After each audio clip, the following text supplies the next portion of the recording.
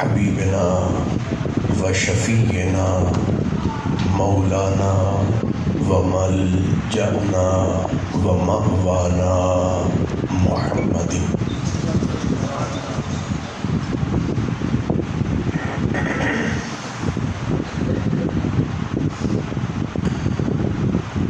رسولہ النبی الکریم الامین المکین الحنین الرؤوف الرحیم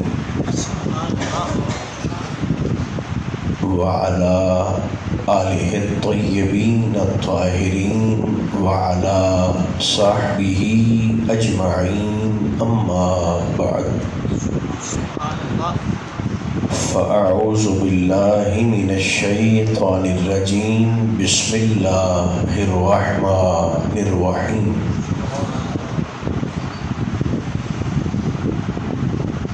یا ایہا النبی انا ارسلناک شاہدا ومبشرا ونذیرا وداعیا الی اللہ بإذنہ وسراجا منیرا. صدق اللہ مولانا العظیم. محبت اجازت دے تو سبھی احباب خلوص کے ساتھ درود و سلام کی تلاوت فرمائیے. الصلاۃ والسلام علیک یا رسول اللہ، الصلاۃ والسلام علیک یا حبیب اللہ، الصلاۃ والسلام علیک یا رحمۃ للعالمین وعلی آلک و اصحابک سیدی یا شفیع المذنبین.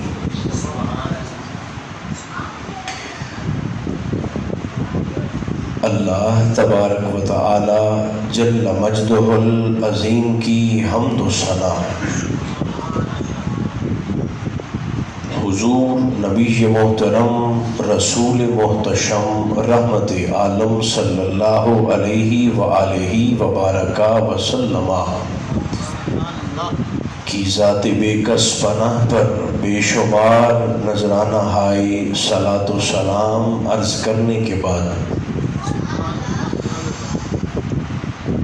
میرے قابل عزت احباب، اللہ کریم کا شکر ہے جس نے ہماری گردنوں میں نسبت مصطفیٰ کا کلادہ عطا فرمایا. نعرہ تکبیر، نعرہ رسالت، نعرہ حیدری، سیدی مرشدی. محترم محمد عامر فریدی صاحب نے اللہ کی عطا کردہ توفیق سے ذکر نور کی اس مقدس تقریب کا اہتمام فرمایا. رب ذوالجلال جلسے کو سجانے والے اور محفل میں آنے والے تمام احباب کی توفیقات میں مزید برکتیں عطا فرمائے. اس سے بڑھ کر ہماری خوش بختی کیا ہو سکتی ہے کہ ہم ساکنان عرش کا ذکر فرش کی پستی سے نہیں بلکہ منبر کی بلندی سے کر رہے ہیں.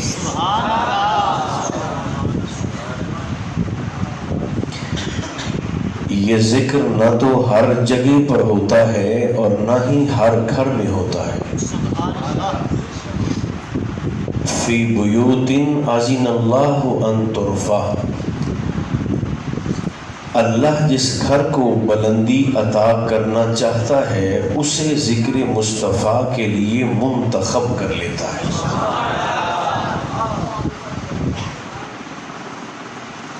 ایک بات یاد رکھیے گا، میلاد النبی کا تعلق سنت اور بدعت کے مسئلے کے ساتھ ہے ہی نہیں.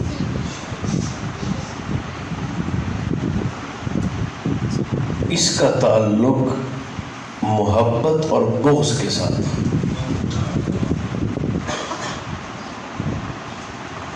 یہ سنت اور بدعت کا معاملہ ہے ہی نہیں، یہ خالصتاً انسان کی محبت اور بغض کا معاملہ ہے۔ ورنہ کتنی ساری ایسی چیزیں میں آپ کو گن کر بتا سکتا ہوں جو سرکار کے زمانہ پاک میں نہیں تھیں مگر اس وقت ہماری مساجد کے اندر موجود ہیں۔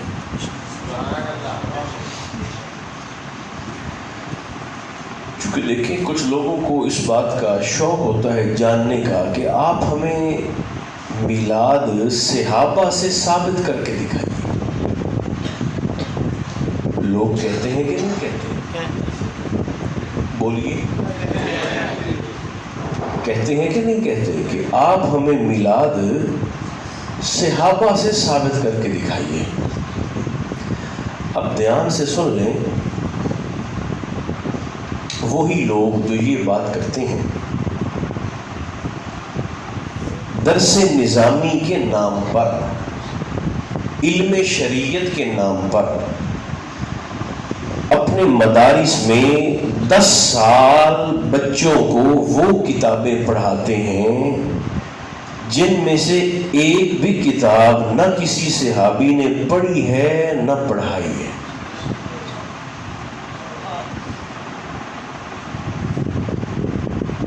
میں بسم اللہ سمجھدار لوگوں سے بات کر رہا ہوں۔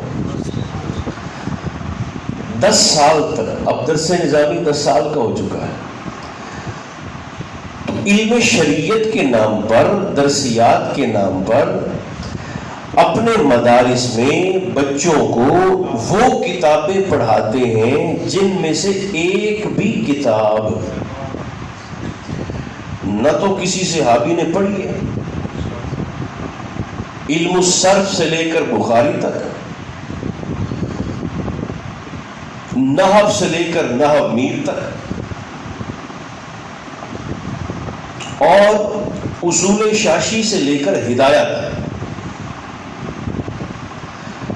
کوئی ایک بھی کتاب نہ تو کسی صحابی نے پڑھی نہ پڑھائی۔ 10 سال اپنے بچوں کو وہ رٹے لگوا کر 10 سال کے بعد ان کے سر پہ پگڑی بندھوا کر، دستار فضیلت جسے کہتے ہیں، اور ہاتھ میں سند دے کر انہیں پھر ہمارے لیے کھلا چھوڑ دیتے ہیں۔ اور وہ 10 سال وہ کام کرنے کے بعد جو کسی صحابی نے نہیں کیا، وہ پھر ہمارے سامنے کھڑے ہو کر پوچھتے ہیں کہ آپ ہمیں میلاد صحابہ سے ثابت کر کے دکھائیں۔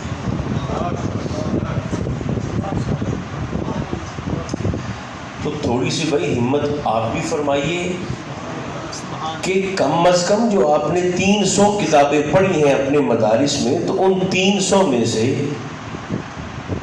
کوئی ایک پارٹی کتاب تھا، تو بھی کسی صحابی تو ثابت کرتے دکھا نا۔ حالانکہ وہ جانتے ہیں کہ ہماری ان باتوں سے میلاد کی رونقوں پہ فرق پڑنے والا نہیں ہے، سادہ سی بات ہے۔ بلکہ میں تو کہا کرتا ہوں کہ یہ تو دیکھیں سنی شیعہ دیوبندی وہابی کا جھگڑا ہے ہی نہیں۔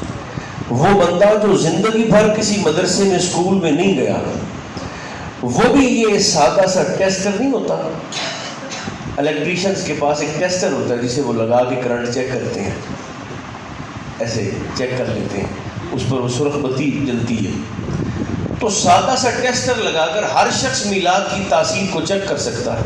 آپ سے سوال پوچھتا ہوں، آپ یہ بتائیے، سرکار کے ذکر میلاد میں آ کر حضور کی باتیں سن کر دل میں مصطفیٰ کی محبت گھٹتی ہے یا بڑھتی ہے؟ نہیں، سارے مہربانی کریں نا میرے ساتھ، جو چپ ہے وہ بھی ذرا بولیں۔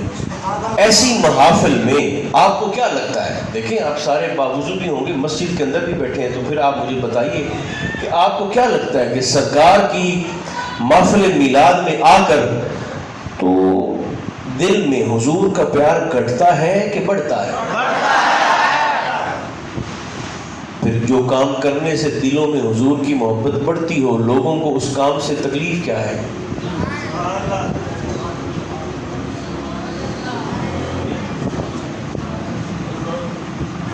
पंजाबी जानते हैं पीड़ा और ते फकियां और। बेशक बेशक तकलीफ आपको अजमत मुस्तफ़ा से है और तोपों का रुख आपने मिलाद की तरफ कर दिया है, तो ये तो चलते रहेंगे। बेशक बेशक बेशक सरकार के चूंकि वरफ़अना लका ज़िक्रक का वादा अल्लाह का हुजूर के साथ है, बेशक अभी हम तो आपके जिक्र को बुलंद करेंगे ही करेंगे। सुभान अल्लाह। तो जिसे अल्लाह बुलंद करे उसे घटा कौन सकता है? इसलिए इस धारे के सामने ना आए, सरकार के जिक्र वाली इस नूरानी लहर के सामने ना आए, बह जाएंगे। लोग पूछते हैं कि मिलाद कहाँ पर लिखा है, तो किबला मैं तो सादा सी बात कर देता हूँ, जो भी शख्स ये सवाल पूछे ना कि मिलाद कहाँ पर लिखा है, तो मैं उससे बड़े अदब से कहता हूँ कि जिस किताब में नमाज तहज्जुद की आज़ान लिखी है ना, उसके अगले ही सफ़े पर मिलाद भी लिखा हुआ है।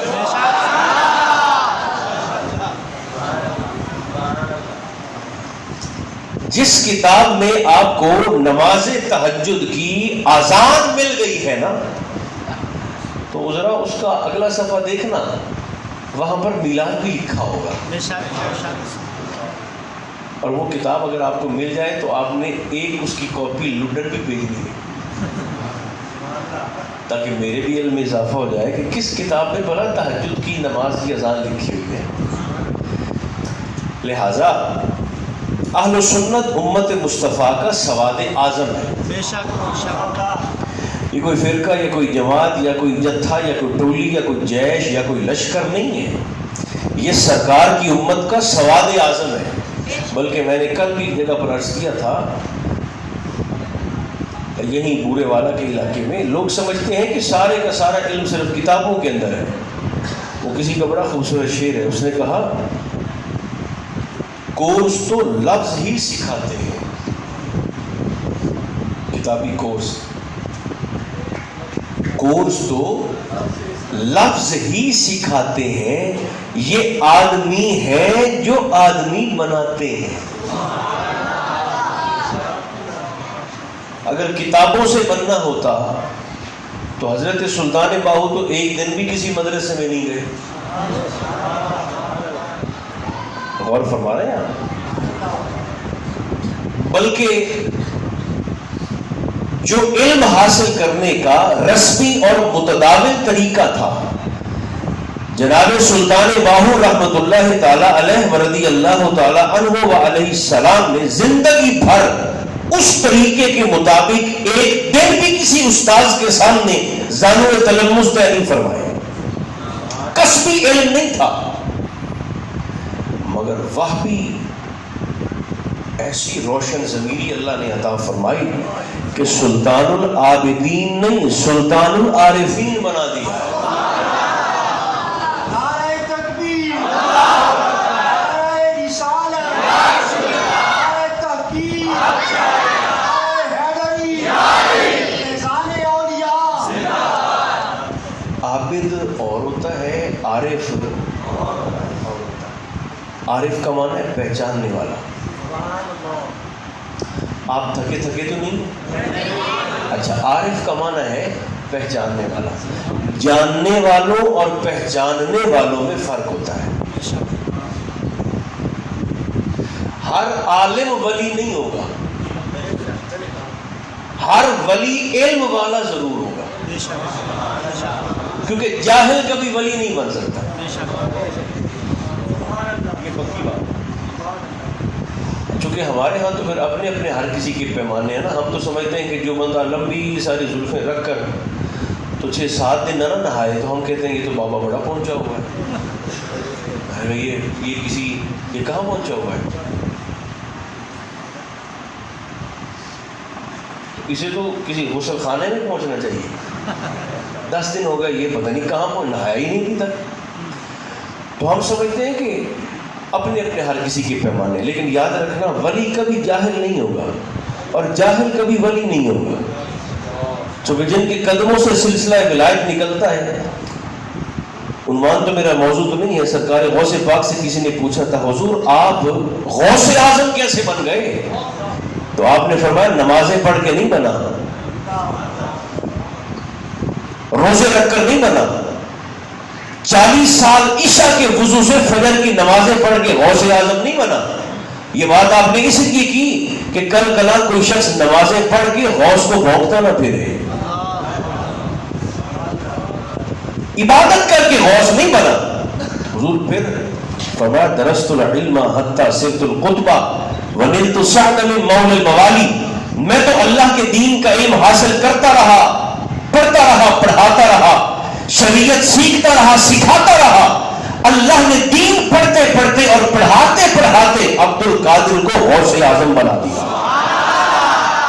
نعرہ تکبیر, نعرہ رسالت, نعرہ تحقیق, نعرہ حیدری, سیدی مرشدی. تو پیری کو, فقیری کو, طریقت کو, حقیقت کو, معرفت کو, جتنے بھی رستے جائیں گے وہ حضور کی شریعت سے ہو کے جائیں گے.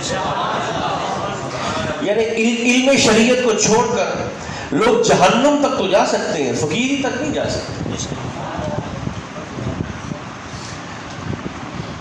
عالم میں اور عارف میں فرق ہوتا ہے. اگر آپ کا ارادہ ہو تو ایک بات سنا دیتا ہوں. عارف کیا ہوتا ہے؟ بشر حافی کا نام آپ نے سنا ہوگا, سبحان اللہ, آپ کے ذہن میں مضمون بھی آ گیا ہوگا. وہ پوری بات آپ کو سنانا مقصد نہیں ہے, بس ایک اشارہ کر کے پھر آگے چلتا ہوں. یہ وہ فقیر ہیں کہ توبہ سے پہلے جن کی شراب کی فیکٹری تھی. 90% اولیاء ایسے ہیں, بڑے بڑے اولیاء, کہ جو کیفیت ملنے سے پہلے اور تھے, نظر ہونے کے بعد اور ہو گئے.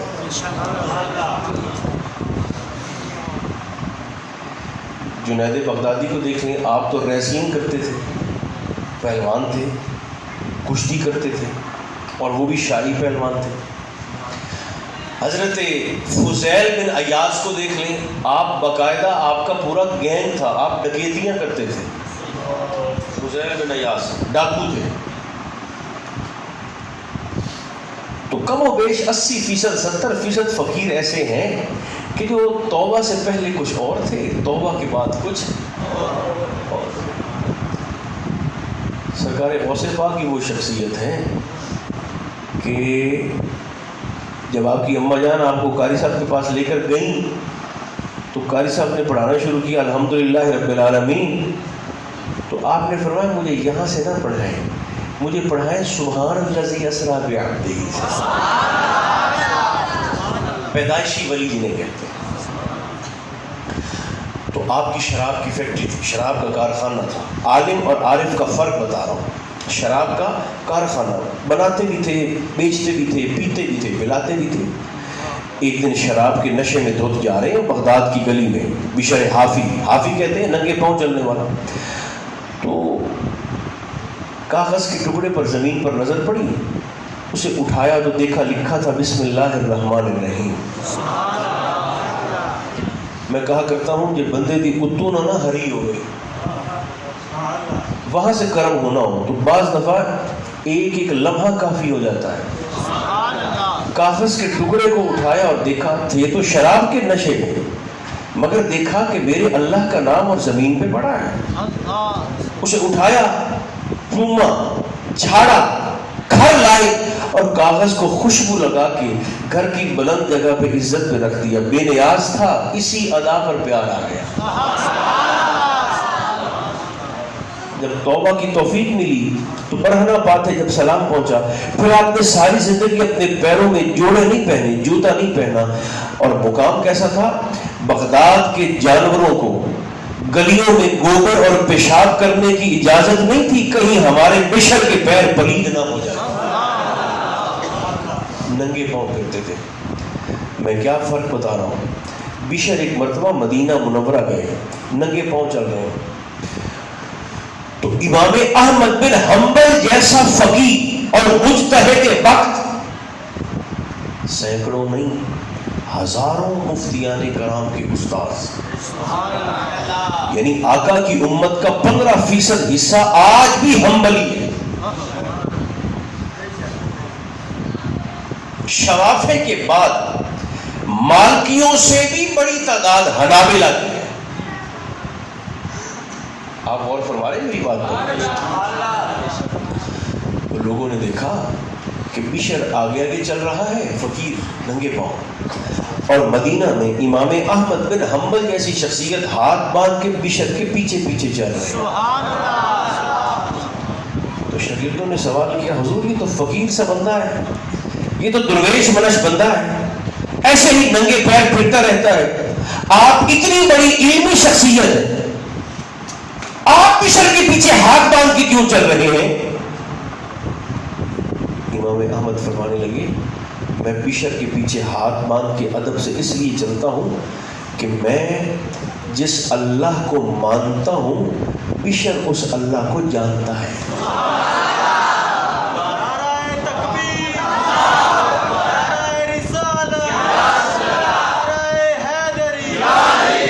میں جس رب کو مانتا ہوں بشر اس رب کو جانتا ہے۔ تو عالم اور ہوتا ہے، عارف اور۔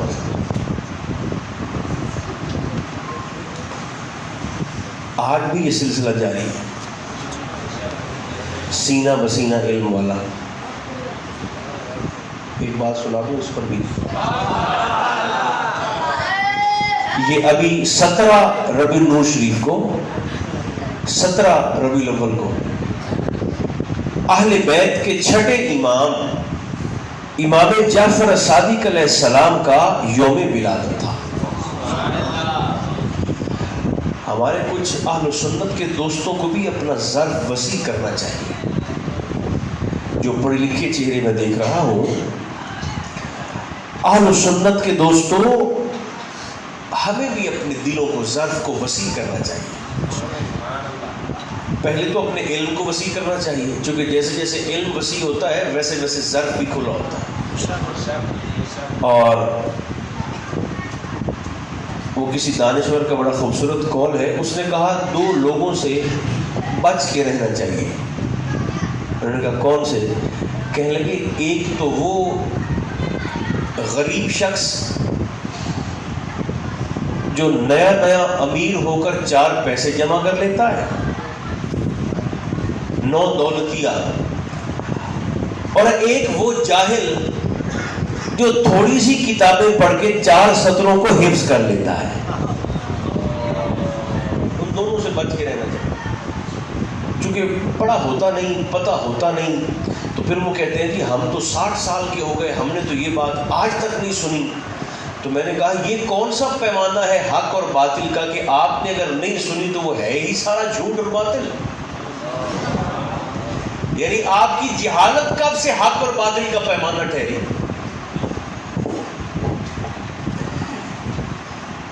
ہمارے لوگ کہتے ہیں کہ تو شیعوں کے امام ہیں۔ 12 ائمہ کے متعلق اکثر یہ تاثر ملتا ہے، یہ تو شیعوں کے امام ہیں۔ میں نے کہا اگر آپ نے پورے حضور کے خاندان کو ہی اہل تشیع کی جھولیوں میں ڈال دیا تو آپ کے پاس پیچھے بچتا ہی کیا ہے؟ کامال پیر، آپ کے پاس تو پیچھے ہے ہی کھ نہیں۔ پورا حضور کا خاندان ہی آپ نے اٹھا کر شیعوں کی جھولی میں ڈال دیا۔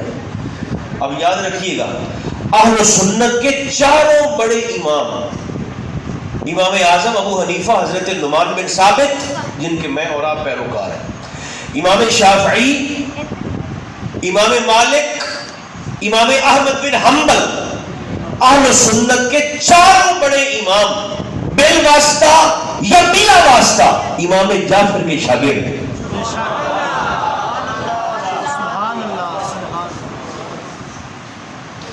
بلکہ امام اعظم تو فرماتے ہیں لولا السنتان لہلک النعمان۔ امام اعظم فرماتے ہیں اگر یہ 2 سال میں نے امام جعفر کے جوڑے سیدھے نہ کیے ہوتے، اگر میری زندگی میں، نعمان کی زندگی میں یہ 2 سال نہ ہوتے تو نعمان تو ہلاک ہو جاتا۔ بال سفید ہو گئے، پلکیں سفید ہو گئیں، بمیں سفید ہو گئیں، جسم کی طاقتیں میرے امام کی رہ گئیں، کمر مبارک دوہری ہو گئی. اور ایک بندے نے آ کر پوچھ لیا حضور ماشاءاللہ عمر کتنی ہو گئی؟ فرمایا کاکا صرف 2 سال. اس نے کہا حضور مذاق تو اچھا کر لیتے ہیں. فرمایا مذاق نہیں، میں اپنی زندگی میں عمر کے وہی 2 سال شمار کرتا ہوں جو میرے آل محمد کی بارگاہ میں گزرے ہیں. تو حضور کے خاندان کے متعلق اپنے ظرف کو وسیع کرنا چاہیے، اپنے نقطہ نظر کو وسیع کرنا چاہیے. ہاں میں کیا کہنے لگا تھا، سینہ بسینہ آج آپ کو جلدی تو نہیں ہے؟ اچھا بس پھر سکون سے سنتے رہنا. کتابی علم نہیں، سینہ بسینہ. جیسے حضرت سلطان باہو کے متعلق ہے نا کہ آپ زندگی بھر کسی مدرسے میں نہیں گئے، اسی طرح امام جعفر صادق علیہ السلام بھی پوری زندگی کسی استاذ کے سامنے نہیں بیٹھے. نہیں آپ نے غور ہی نہیں کیا. کسی مدرسے میں نہیں گئے، کسی استاذ کے سامنے نہیں بیٹھے. ہاں مگر آپ کے جوڑے سیدھے کرنے والے امام اعظم ضرور بن گئے.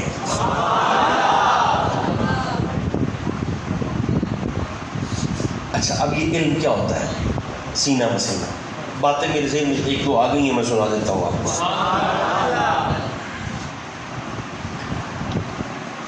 مروان کے دور حکومت میں قدریوں کا بڑا زور تھا. قدریہ ایک فرقہ ہے، آج بھی شام اور مصر کے کچھ علاقوں میں، سرحدی علاقوں میں آج بھی قدریے موجود ہیں. یہ قدریے کون ہیں؟ یہ کہتے تو اپنے آپ کو مسلمان ہیں، لیکن ان کا عقیدہ یہ ہے کہ انسان کے کام میں اللہ کا کوئی عمل دخل نہیں ہے، تقدیر نام کی کوئی شے نہیں ہے. انسان ہی ہے جو کرے بس کرے. اللہ کا انسان کے کام کے ساتھ کوئی خدا بنا لینا دینا نہیں ہے. تقدیر کے منکر ہے. رب کے امر کی وہ کہتے ہیں انسان کی زندگی میں کوئی مداخلت نہیں ہے، بندہ ہی ہے جو کرے سو کرے. ان کو جگا دیں میں یہ سو گئے جاگ جائیں. 2 کم میں کیوں کرا، بندے بھی جگہ تقیرہ بھی کرا، تو ایک تھوڑی سی مہربانی آپ کر لیں. قدریے تقدیر کے منکر. انہوں نے کہا نہیں خدا بنا اللہ کا کوئی عمل دخل نہیں، بندہ جو کرے سو کرے. اچھا مروان نے شاہی علماء کو بلایا مناظرے کے لیے، تو سارے مار کھا گئے قدریوں سے. اچھا اب وہ سر پکڑ کے بیٹھ گیا، بھائی اب کیا کریں؟ اس نے پھر نا شام سے خط لکھا امام محمد باقر کی بارگاہ، امام جعفر کے والد گرامی، آپ کو خط لکھا اور اس نے کہا حضور ہم تو مر گئے، کہ قدریے تو ہمیں کھاتے ہیں، آپ مہربانی فرمائیں امام محمد باقر، امام زین العابدین کے بیٹے، امام حسین کے پوتے، جناب علی کے پڑپوتے، ان سے کہا درخواست کی خط پہ لکھ کر کہ آپ تشریف لائیں اور قدریوں سے مناظرہ تو فرمائیں. تو آپ نے اپنے شہزادے امام جعفر صادق کو بلایا اور فرمایا بیٹے میں تو بوڑھا ہو گیا ہوں، میں تو اب جا نہیں سکتا، سفر کر نہیں سکتا مدینہ سے شام کا، تو ایسا کریں آپ میری جگہ پر نائب مناظر کے طور پر جائیں اور جا کر مناظرہ فرمائیں. جیسے عبداللہ ابن عباس مولا علی شیر خدا کے نائب مناظر تھے، حروریوں کے خلاف جس مناظرے میں جناب علی نہ جا سکتے، وہاں اپنی جگہ مناظرہ کرنے اپنے کزن، فرسٹ کزن اور حضور کے بھی چچا زاد حضرت عبداللہ ابن عباس کو بھیجا کرتے تھے، اور جناب ابن عباس پھر مناظرہ جیت کے آتے تھے. تو دیکھیں اس دور میں بھی بڑے بڑے خبیث لوگ تھے. ایک شخص آیا تو امام یعنی حضرت عبداللہ ابن عباس سے کہنے لگا، اس نے کہا دیکھیں جی اب انداز دیکھنا، اس نے کہا دیکھیں جی آپ جناب علی آپ کو اگر اپنی جگہ پر بھیجتے ہیں مناظرہ کرنے، تو اس کا مطلب تو یہ ہوا کہ آپ کا علم اگر علی کے علم سے زیادہ نہیں ہے تو علی کے علم کے برابر تو ضرور ہے.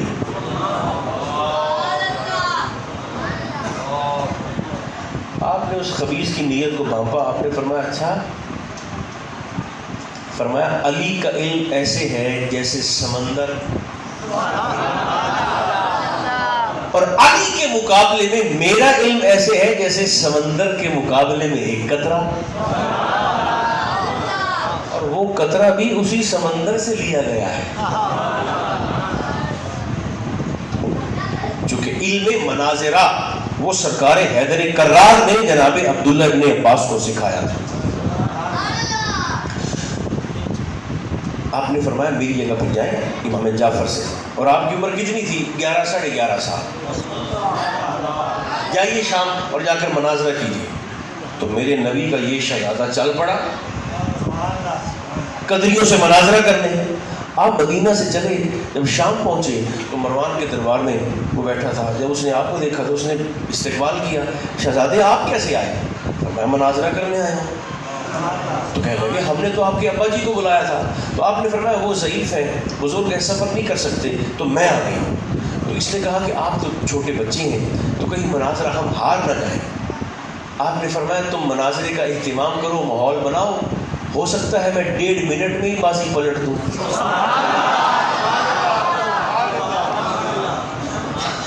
یہ 1.5 منٹ بھی میں نے کہا ہے, ان کا فرمان یہ نہیں ہے. یعنی 1.5 سے بھی کوئی تھوڑا ہوتا تو وہ شاید کہتے. تو اس نے کہا ٹھیک ہے. مناظرہ سر گیا. اب سامنے بیٹھ گئے قدریے جن کا نظریہ تھا کہ اللہ انسان کے کام میں کوئی خدا پناہ عمل دخل نہیں رکھتا, بندہ یہ جو کرے سو کرے. جب مناظرہ شروع ہونے لگا تو امام جعفر نے 11 سال, ساڑھے 11, 12 سال, آپ نے ان لوگوں سے مخاطبوں کو فرمایا, قدریوں سے فرمایا ذرا سورہ حمد کی تلاوت کرو. سبحان اللہ, سبحان اللہ. اپنے آپ کو مسلمان کہتے ہو نا؟ انہوں نے کہا جی. سورہ حمد, سورہ فاتحہ پڑھتے بھی ہو؟ انہوں نے کہا جی پڑھتے ہیں. تو فرمایا ذرا سورہ حمد کی تلاوت کرو. سبحان اللہ. اب انہوں نے سورہ فاتحہ کی تلاوت شروع کی. الحمدللہ رب العالمین پڑھتے جا رہے ہیں. الرحمن الرحیم آگے بڑھے. مالک یوم الدین آگے چلے. ایاک نعبد و ایاک نستعین. فرمایا ٹھہر جاؤ.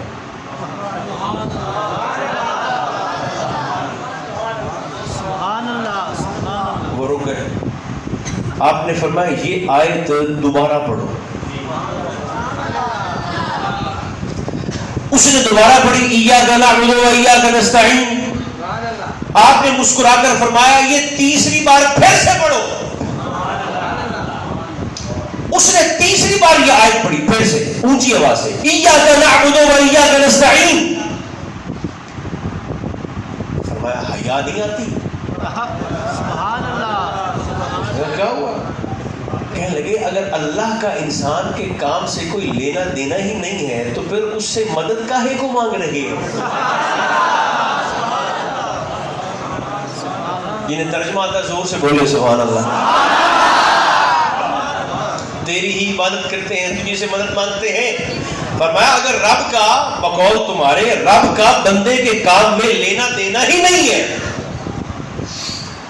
تو پھر اللہ سے مدد کس چیز کی مانگ رہے ہو؟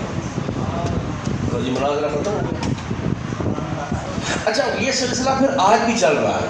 یہ صرف اس دور کی, بلکہ ایک بات اور میرے ذہن میں آئی, سچی بات. کسی میگزین میں غالباً میں نے پڑھا ہے, یہ پتہ نہیں کہاں پر پڑھا ہے, لیکن ہے سچی بات. بھارت میں ایک بہت بڑی یونیورسٹی کے پروفیسر تھے جن کا نام تھا ہریش کمار. آپ نے بھی سن رکھا ہوگا شاید کسی. ہریش کمار ان کا نام تھا. تو وہ آپ بیتی بتاتے ہیں اللہ جب کرم کرنا چاہے تو کیسے کیسے ہیلے وسیلے بنا دیتا ہے. کتابوں والے تو مار کھا جاتے ہیں. ہریش کمار اس کا نام تھا. وہ کہتا ہے میں نے فزکس میں پی ایچ ڈی کر رکھی تھی اور بھارت کی یونیورسٹی کا ایک شاندار پروفیسر تھا. تو وہ ہریش کمار کہتا ہے کہ میں مذہب بیزار تو پہلے سے تھا, ہندو تھا, مذہب سے مجھے نفرت پہلے سے تھی. سوچتا تھا ہر مذہب سے اور اپنے مذہب سے بھی, ہندو مت سے بھی. وہ کہتا تھا کہ میں سوچتا تھا کہ لوگ یہ گائے کا پیشاب کیوں پیتے ہیں. یہ تھیلیوں میں گائے کا گوبر بند کر کے پیک کر کر کے شفا کے نام پر بیچ بیچ کے پیسے کما کما کے یہ کیوں کھاتے ہیں؟ تو کہنے لگا میں مذہب بیزار تو پہلے سے تھا۔ 1986 میں 1986 میں جب میں لندن گیا پڑھنے کے لیے تو وہاں میں نے اسٹیفن ہاکنز کی کتابیں پڑھی۔ اب یہ وہ شخص ہے جو نوجوان ہے وہ اس نام سے واقف ہے، یہ وہ شخص تھا کہ جو داہیہ تھا، یعنی اللہ کے وجود کا ہی منکر ہے کہ کائنات کو بنانے والا ہے ہی کوئی نہیں۔ اب ذرا یاد کر سننا یہ بات، یاد کر۔ تو کہنے لگا میں نے اسٹیفن کی کتابوں کو پڑھا، اس کے لیکچر سنے، ایک کریلا دوسرا نیم چڑھا۔ مذہب بیزار تو پہلے سے تھا، اس کی باتیں سن سن کر میں رب کے وجود کا ہی منکر ہو گیا۔ میں نے کہا کہ ٹھیک ہے، کائنات میں کوئی رب ہے ہی نہیں، نہ کوئی رحمان ہے نہ کوئی رام ہے، نہ کوئی اللہ ہے، کوئی نہیں ہے۔ میں ایسا پکا ہوا کہ میں نے عیسائیوں سے مناظرے شروع کر دیے، مباحثے، یہودیوں سے باتیں شروع کر دی، مسلمانوں سے مباحثے شروع کر دیے اللہ کے وجود پر۔ میں پڑھ کے واپس آ گیا۔ ہریش کمار بھارت میں یونیورسٹی میں پروفیسر بن گیا، لوگوں سے مناظرے کرتا تھا کہ اللہ ہے ہی نہیں۔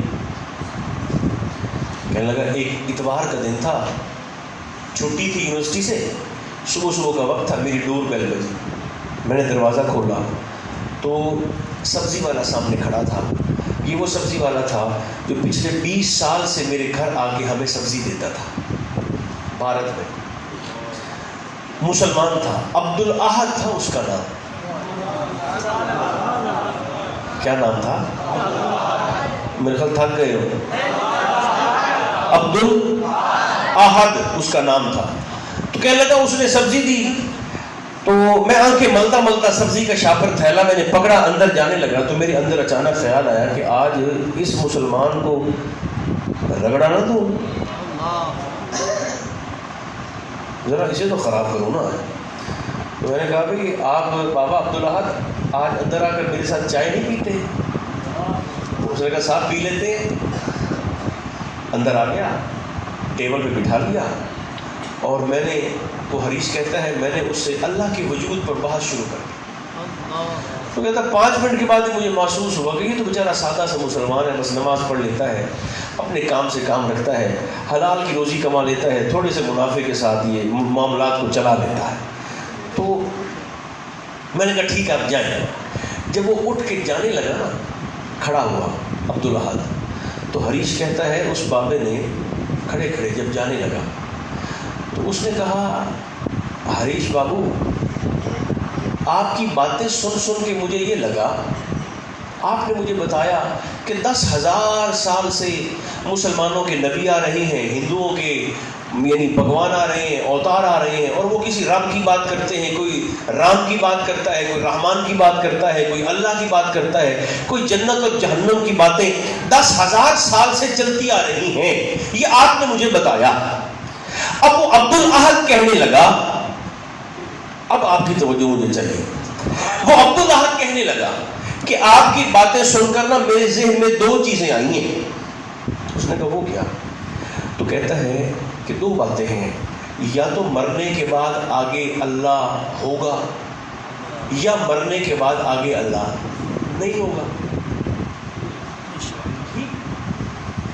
اب عبدالاحد اس سے کہہ رہا ہے، چٹا ان پڑھ، مرنے کے بعد یا تو آگے اللہ ہوگا یا نہیں ہوگا۔ کہنے لگا اگر تو مرنے کے بعد آگے اللہ نہ ہوا تو پھر تو کوئی حساب کتاب نہیں، کوئی جنت جہنم نہیں، کوئی دوزخ نہیں، کوئی معاملہ نہیں۔ اگر تو اللہ نہ ہوا تو جہاں آپ وہاں میں، مرنے کے بعد، اور جہاں میں وہاں، کیونکہ حساب کتاب کا چکر ہی کوئی نہیں ہونا۔ اگر اللہ نہ ہوا تو جہاں آپ وہاں میں، ہم دونوں ایک جیسے۔ لیکن اس نے کہا حریش بابو ذرا سوچئے گا، اگر مرنے کے بعد پتہ چلا کہ آگے اللہ ہے تو آپ تو پکڑے جائیں گے، آپ تو۔ اس نے کہا سوچ لینا، پھر فائدے میں کون رہا؟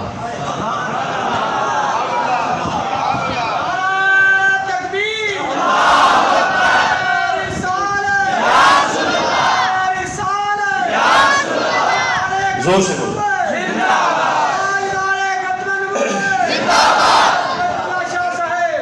شکریہ آپ کے پیار.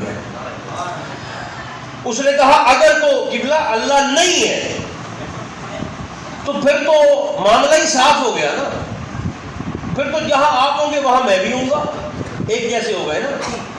اور اگر آگے اللہ ہوا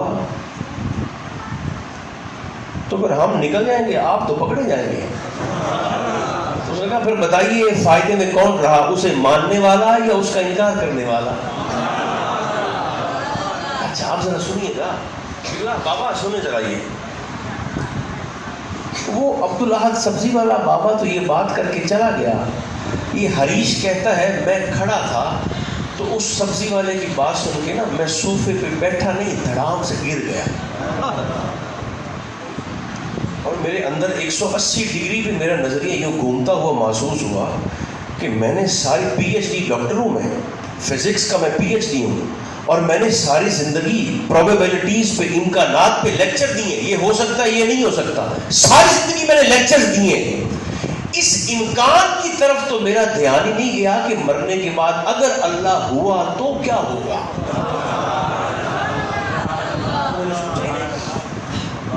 تو کہنے لگے اس سبزی والے کی بات نے مجھے پھیرا. یہ تسلی مجھے ہو گئی کہ اللہ ہے تو صحیح, رب ہے تو صحیح.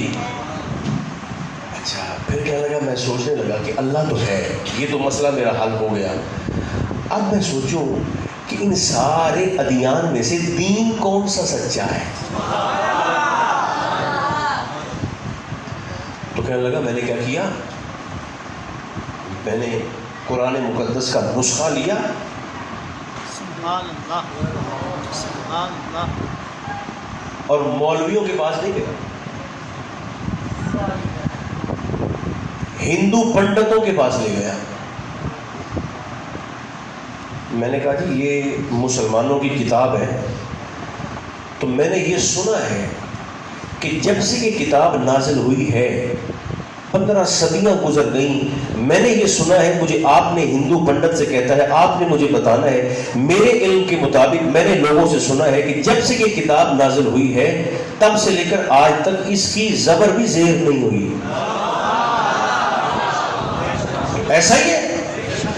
ہندو پنڈت نے کہا کہ ہم مانتے تو نہیں ہیں مگر بات ایسی ہے. کہنے لگا نہیں, تسلی نہیں ہوئی, نے اس کا بند کیا.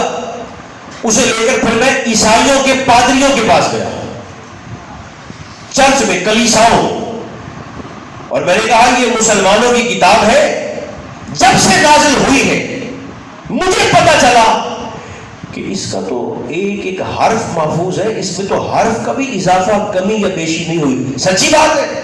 عیسائیوں نے کہا مذہب ہمارا عیسائیت ہے, مانتے ہم اس کتاب کو نہیں ہے, لیکن بات آپ سچی کر رہے ہیں. کہنے لگا مجھے پھر بھی اطمینان نہیں ہوا. میں پھر یہودیوں کے ہیبر کے پاس گیا. میں نے کہا کتاب ہے مسلمانوں کی, مجھے بتائیے کیا اس میں کوئی رد و بدل ہو سکا؟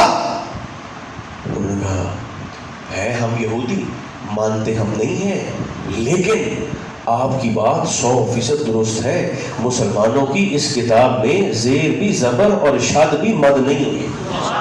ویسی کی ویسے. کہنے لگا بس جب میں نے عیسائیوں سے, یہودیوں سے, ہندوؤں سے تسلی کی تو میرا کنسیپٹ کلیئر ہو گیا. وہ حریش کہتا ہے میں نے پھر ایک دن کلمہ پڑھ لیا,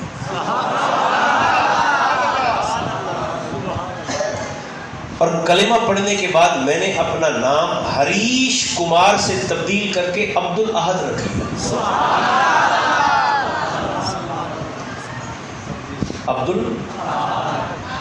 کہنے لگا پھر میں ممبئی سے کیرالہ شفٹ ہو گیا. کیرالہ بھارت کی ایک اور ریاست ہے, کیرالہ, مذہبی تعلیم کے لیے.